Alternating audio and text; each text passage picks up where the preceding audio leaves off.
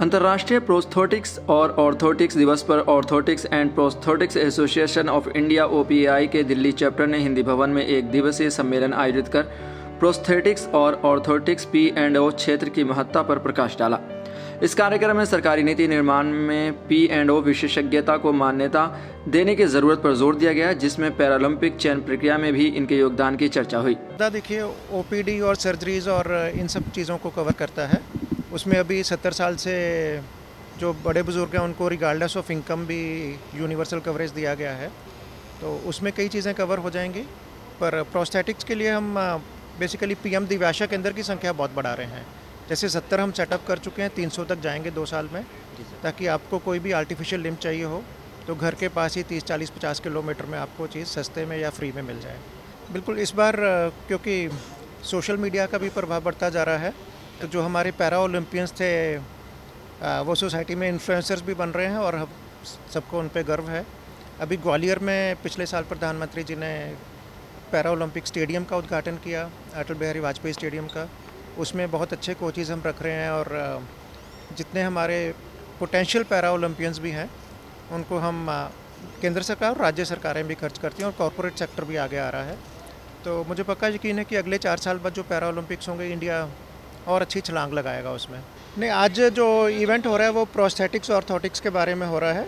इसका मतलब कि जो आर्टिफिशियल लेग्स हैं, किसी को आर्टिफिशियल हैंड्स चाहिए, बच्चों को कैलिपर चाहिए, तो ये इस तरह की जो चीज़ें हैं आर्टिफिशियल लिम्ब्स वगैरह, तो आज उस पर ये इवेंट था। तो इसमें इंडिया में भी बहुत तरक्की हो रही है और जैसे मैंने बात की आर्टिफिशियल नी जॉइंट्स की बात की और 3D प्रिंटिंग ऑफ सॉकेट्स की बात की, बेटर क्वालिटी कैलिपर्स का बात किया, तो ये सब इंडिया में अच्छा काम हो रहा है। देखिए, आज की डेट में इंश्योरेंस तो कम है, बट सरकार की जो स्कीम है उसमें हमने इनकम लिमिट भी ठीक ठाक रखी हुई है, ताकि जो गरीब और लोअर मिडिल क्लास परिवार हैं उनको भी इसका लाभ मिल सके। और वो थोड़ा सा ऑर्थोटिक्स के हटके है, जैसे कि हम अभी व्हीलचेयर और ये ट्राइसिकल्स देते हैं, उसमें मोटराइज ट्राइसिकल्स को बढ़ावा दे रहे हैं, लिथियम बैटरी वाले लाए हैं। और हाई एंड प्रोस्थेटिक्स के लिए भी हमने इनकम लिमिट भी बढ़ाया है और उसका जितना एक्सपेंडिचर हम वहन कर सकते हैं वो भी बढ़ाया है, ताकि हम हाई एंड अच्छी क्वालिटी के प्रोस्थेटिक्स और ऑर्थोटिक्स सबको दे सकें, चाहे वो बच्चे हों चाहे बड़े हों। राजेश अग्रवाल, सचिव दिव्यांगजन सशक्तिकरण विभाग, सामाजिक न्याय और अधिकारिता मंत्रालय ने भारत में विकलांगता की समझ के लिए सटीक डेटा की अहमियत पर जोर दिया। उन्होंने बताया कि UDID आंकड़ों के अनुसार 95% से अधिक पंजीकृत मामलों में 40% या अधिक विकलांगता है। सरकार किस प्रकार की विकलांगताओं का जिलावार डेटा सार्वजनिक कर रही है, जो समाधान में मदद करेगा। श्री अग्रवाल ने सहायक तकनीक के वितरण को सुगम बनाकर कृत्रिम अंग फिटमेंट का समय 45 से 7 दिन करने और 100 किलोमीटर के भीतर सेवा उपलब्ध कराने की योजना पर चर्चा की। उन्होंने कहा 2036 में ओलंपिक और पैरालंपिक की मेजबानी के लिए भारत की रुचि के साथ पैरा एथलीटों के लिए सहायक प्रणाली को मजबूत करना और उन्नत P&O देखभाल को प्राथमिकता देना आवश्यक है। International prosthetic and orthotic day 5 November 2024 Hindi Bhavan new Delhi में मना रहे हैं, जिसका मकसद है कि हम जन जन तक ये चीज़ पहुंचाए कि इस फील्ड से हम किन लोगों को सहायता कर सकते हैं या किन लोगों तक हम अपनी सुविधाएं पहुंचा सकते हैं। जैसे 2 दिव्यांगजन हैं जो अपने हाथ या पैर या उंगली, कान, नाक कटने के बाद किस विशेषज्ञ से आप मिल सकते हैं, उसको प्रोस्थेटिस्ट बोलते हैं।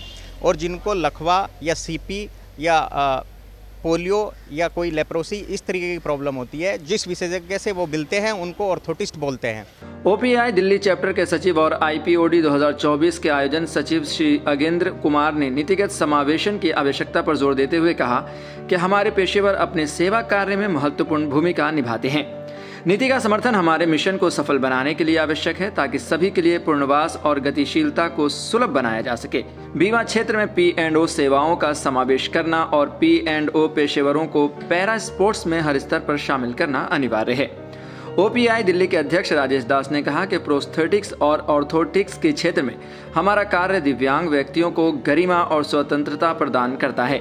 मजबूत सरकारी नीतियों और मेक इन इंडिया के तहत किफायती समाधान के माध्यम से हम यह सुनिश्चित कर सकते हैं कि सभी को आवश्यक देखभाल मिले। हम मिलकर जीवन को बदलने का कार्य कर रहे हैं।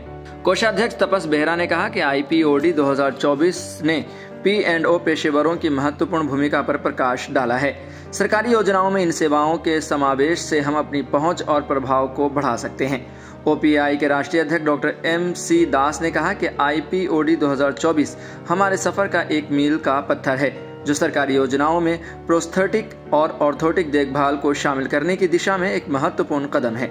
यह मंच हमारी प्रतिबद्धता को मजबूत करता है कि हम सभी को सुलभ, उच्च गुणवत्ता की देखभाल प्रदान करें और P&O पेशेवरों की स्वास्थ्य और पैरा स्पोर्ट्स में महत्वपूर्ण भूमिका को मजबूती से स्थापित करें। OPAI दिल्ली की समर्पित टीम अध्यक्ष राजेश कुमार दास, उपाध्यक्ष शंभू कुमार यादव, संयुक्त सचिव अमर सिंह गर्ग, कोषाध्यक्ष तपस P बेहरा और समिति सदस्य अभिनव भटनागर, मोहित गुप्ता, राकेश बाबू शर्मा और ऋषिक शर्मा के मार्गदर्शन में इस आयोजन ने विकलांग व्यक्तियों के लिए पहुंच और समावेशिता पर जोर दिया। DGHS नीति आयोग और ICMR के विशेषज्ञों के साथ पैरा एथलीट्स के लिए बेहतर समर्थन, उन्नत P&O देखभाल की परिवर्तनकारी क्षमता को उजागर किया।